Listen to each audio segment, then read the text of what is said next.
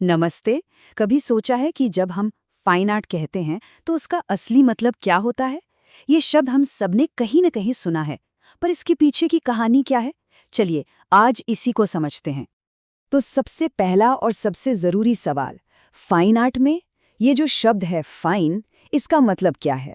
देखिए, इसका लेना देना आर्ट की क्वालिटी से बिल्कुल नहीं है कि वो कितनी अच्छी है, नहीं, बल्कि इसका मतलब है कि वो कला अपने आप में कितनी शुद्ध है।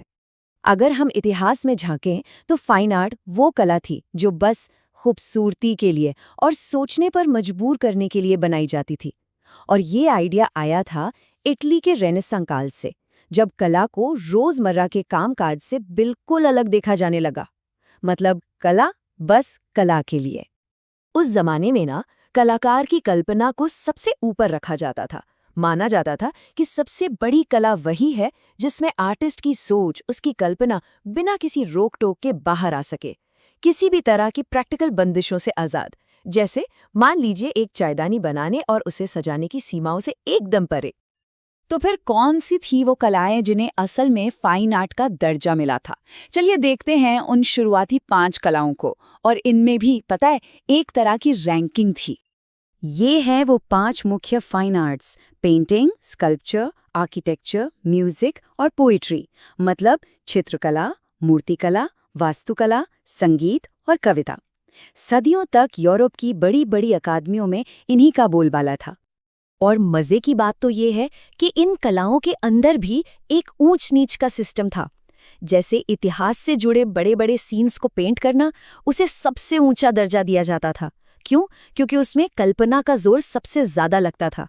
वहीं किसी फल या फूलदान की पेंटिंग, जिसे स्टिल लाइफ कहते हैं, उसे उतना बड़ा नहीं माना जाता था। अब एक बहुत ही जरूरी चीज को समझते हैं, जो फाइन आर्ट के कॉन्सेप्ट को एकदम साफ कर देगी, और वो है आर्ट और क्राफ्ट के बीच का बड़ा फासला। देखिए, हिस्टोरिकली इन दोनों के बीच की लाइन बहुत साफ खींची हुई थी। फाइन आर्ट, उसका मकसद था सिर्फ और सिर्फ खूबसूरती। वहीं दूसरी तरफ क्राफ्ट, या जिसे हम शिल्प कहते हैं, उसका कोई ना कोई प्रैक्टिकल इस्तेमाल होता था। एक तरफ आर्टिस्ट की कल्पना की आजाद उड़ान थी, तो दूसरी तरफ शिल्प था, जो अक्सर पहले से चले आ रहे नियमों और तरीकों को ही फॉलो करता था। तो इसका मतलब ये हुआ कि अगर कोई बर्तन बहुत ही खूबसूरती से सजाया गया है, तो क्या वो फाइन आर्ट नहीं है? ये सवाल इस फर्क को और भी गहरा कर देता है। अगर हम पुरानी परिभाषा को देखें, तो जवाब है नहीं, बिल्कुल नहीं। एक मिट्टी का बर्तन, चाहे वो कितना भी शानदार क्यों न बना हो, उसे उपयोगी कला ही कहा जाता था, फाइन आर्ट नहीं। क्यों? क्योंकि उसका एक काम था, एक फंक्शन था।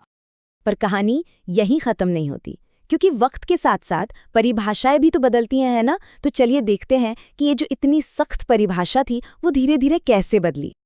ये जो फाइन आर्ट का आइडिया है ना, ये कोई हजारों साल पुराना नहीं है। असल में ये काफी मॉडर्न है। इसकी जड़ें हमें मिलती हैं 16वीं सदी के इटली में। फिर 18वीं सदी आते आते ये एक फॉर्मल टर्म बन गया। लेकिन 19वीं सदी के आखिर तक, जब लोक कला को पहचान मिलने लगी और फिर इंडस्ट्रियल डिजाइन आया, तो इस परिभाषा को जोरदार चुनौती मिलने लगी। और 20वीं और 21वीं सदी में तो फाइन आर्ट्स की दुनिया बहुत ही ज्यादा बड़ी हो गई। अब इसमें फोटोग्राफी भी है, फिल्म भी है, वीडियो प्रोडक्शन भी, यहाँ तक कि वो चीजें जिन्हें कभी सिर्फ क्राफ्ट माना जाता था, जैसे स्टूडियो पॉटरी और ग्लास आर्ट, वो भी अब फाइन आर्ट का हिस्सा हैं। और एक बात याद रखना बहुत जरूरी है, ये जो आर्ट और क्राफ्ट के बीच का बंटवारा है ना, ये पूरी तरह से एक वेस्टर्न, एक यूरोपीय सोच है। ये पूरी दुनिया पर लागू नहीं होता। अगर हम चीन, इस्लामिक दुनिया या फिर अफ्रीका की योरुबा आर्ट परंपराओं को देखें, तो वहाँ कला को देखने, उसे क्लासिफाई करने और उसकी कीमत समझने के तरीके बिल्कुल अलग हैं। तो सवाल ये उठता है कि आज हम कहाँ हैं? क्या फाइन आर्ट शब्द की आज कोई अहमियत बची है? ये जो लाइन थी, ये अब कितनी धुंधली हो चुकी है? आइए देखते हैं। आज की दुनिया में ये पुराने बंटवारे और बंदिशें, सच कहें तो अब बेमानी हो चुकी हैं। अब सबसे जरूरी चीज क्या है? कलाकार का कॉन्सेप्ट, उसका इरादा, वो अपनी कला से क्या कहना चाहता है, बस वही मायने रखता है। और इसका सबसे बेहतरीन उदाहरण है कॉन्सेप्चुअल आर्ट, वैचारिक कला। मतलब एक ऐसी कला जिसमें काम के पीछे का जो आइडिया है, जो सोच है, वो उस चीज के दिखने या उसके मटेरियल से कई ज्यादा जरूरी है। और यहीं हम अपने आज के इस सफर के आखिरी सवाल पर पहुंचते हैं। अगर कलाकार का आइडिया ही सब कुछ है, तो फिर फाइन आर्ट जैसे लेबल का आज कोई मतलब बचता है? हो सकता है इसका मकसद अब कला को अलग-अलग डब्बों में बांटना नहीं, बल्कि उस क्रिएटिव स्पिरिट को, उस रचनात्मकता को सलाम करना है, जो किसी भी शक्ल में हमारे सामने आ सकती है।